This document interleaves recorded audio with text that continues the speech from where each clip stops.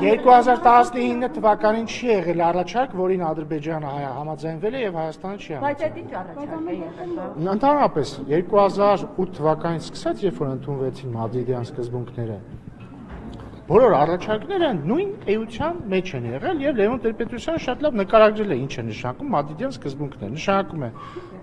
Լեռնային Ղարաբաղի ինքնորոշում Ադրբեջանի կազմում, որովհետեւ երբ որ տարածքային ամբողջականության եւ ինքնորոշման սկզբունքները մեկտեղում են, ստացվում է ինքնորոշում Ադրբեջանի կազմում։ Դրանից հետո բոլոր առաջարկները, որոնց մի մասը իդեպ Ադրբեջանն է մերժել,